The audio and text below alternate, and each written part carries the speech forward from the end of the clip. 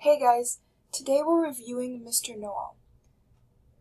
Your first option of activities is to go to your eBag, click on Mr. Know-All, Summative Assessment. Once you're here, you want to click Review for Test. In this review, there are 5 pages. The first one is background on the author of the story. The second gives you cultural and setting background for the story. The third and fourth and fifth pages are a summary of the story, of the plot, of the climax, of the themes that we studied.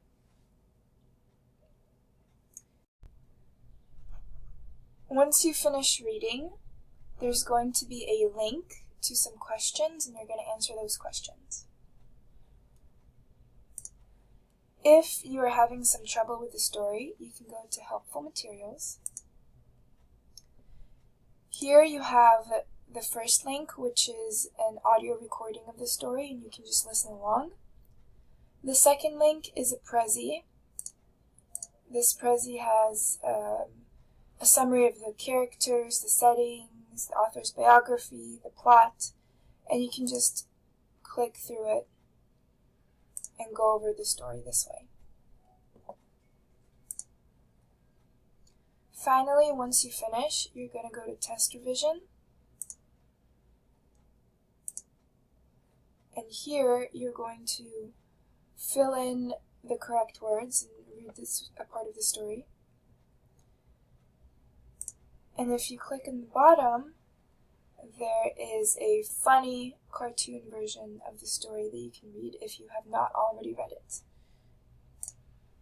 For those of you who do not want to read all 5 pages here, I'm going to be giving you a review of what's written here right now.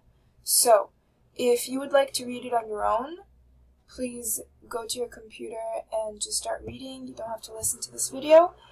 If you would like to listen to my explanation, then just stay tuned and we're going to start.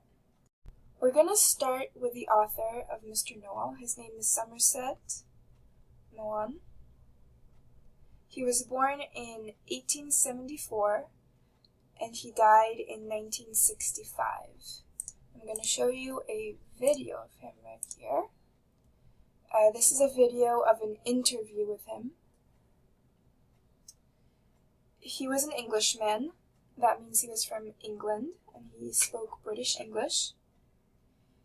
He was very successful with writing short stories and he was very famous for his short stories. He often chose remote settings for his narratives and was known for his strikingly realistic style. He also trained as a doctor, which made his vivid physical portrayals of his characters very realistic. He wrote the story Mr. Know-All in London after World War I. World War I ended in 1918. So he probably wrote it in the early 1920s. Okay. In order to understand Mr. Know-All, we need to understand what was going on in the world at the time that it was written. So we're going to start with the United States. In the United States, between 1919 and 1933, there was something called Prohibition. This was a time when alcohol was illegal. Now, alcohol was illegal because people were afraid of it. They blamed alcohol for accidents and violence and crime. They were also afraid of soldiers drinking and getting drunk. In addition, there was anti-German sentiments after World War I because Americans fought the Germans, and they didn't want to buy beer and other alcohol from Germany. And finally, they also didn't want to waste grain, because alcohol is made of grain, and they didn't want to waste the farmers' grain. So alcohol became illegal between World War I and World War II. However, people were not happy with this, and they wanted alcohol, and eventually in 1933, right as Hitler was rising to power in Germany, prohibition ended, and alcohol was legal again. So in our story, in Mr. Know-All, alcohol is still illegal in the United States.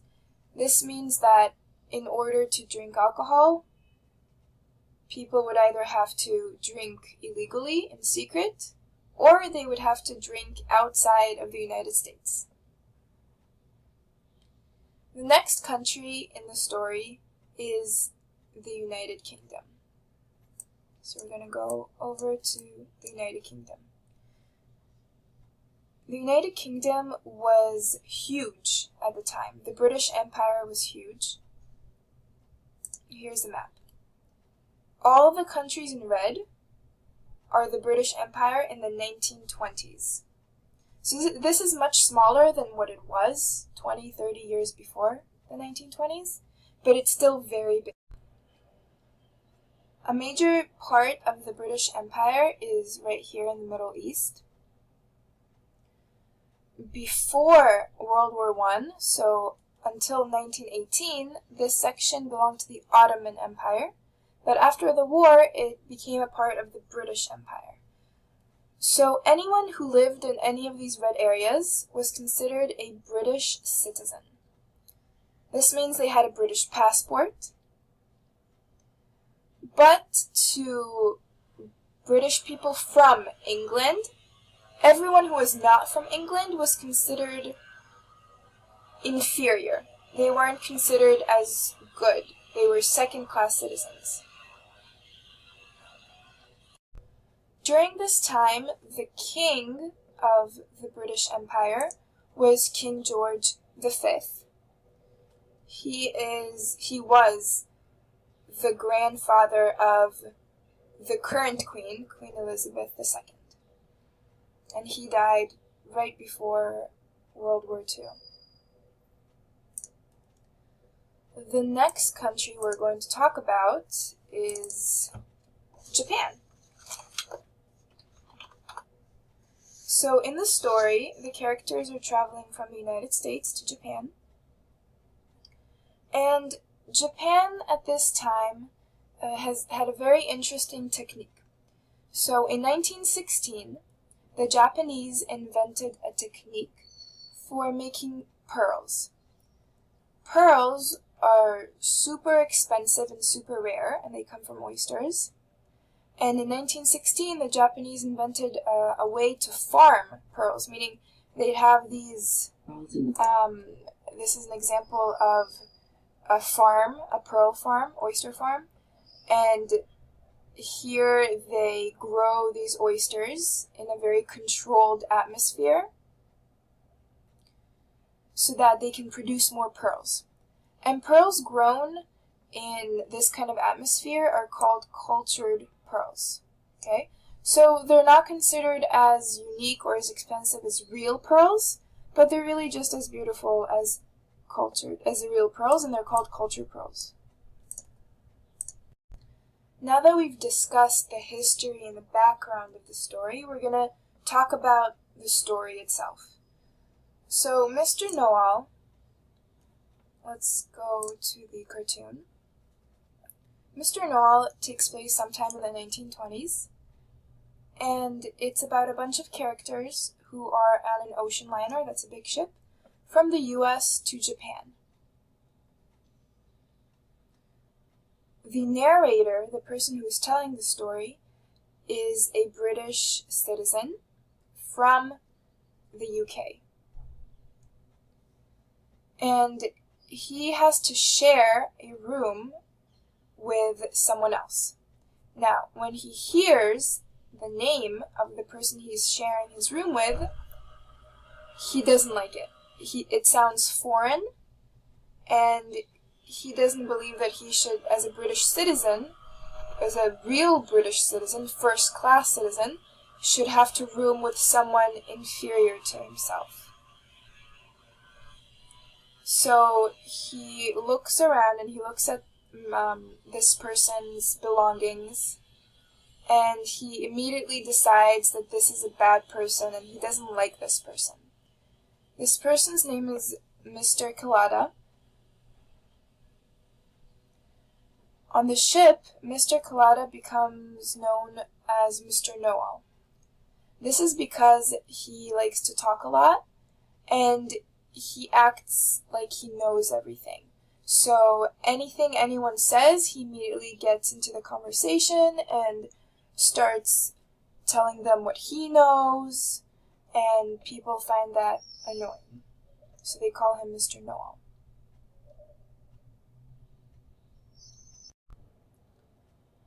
So the next thing that happens in the story is two new characters are introduced, Mr. and Mrs. Ramsay.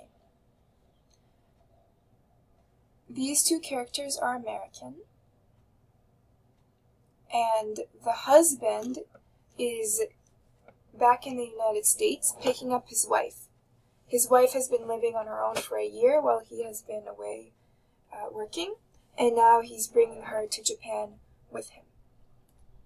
The narrator really likes Mr. and Mrs. Ramsay. He thinks that they're good, educated, dignified people.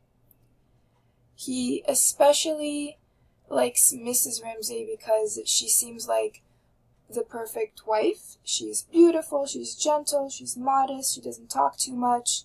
She's a good wife, she's honest. So he immediately makes these judgments based on one meeting, two meetings, and he just knows that she's a good woman just by looking at her.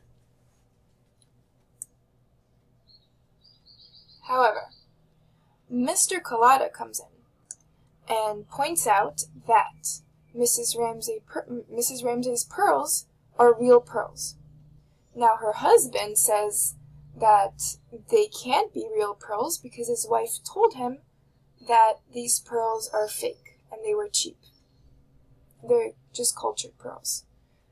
So Mr. Kalada says that he knows how to tell pearls between real and cultured pearls, so he will take a look at it and let them know if it's real or not real.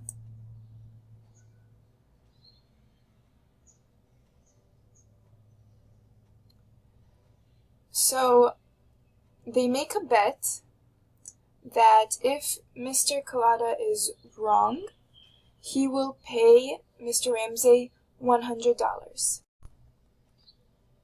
When Mr. Kalada looks at the pearls, he realizes that they are real.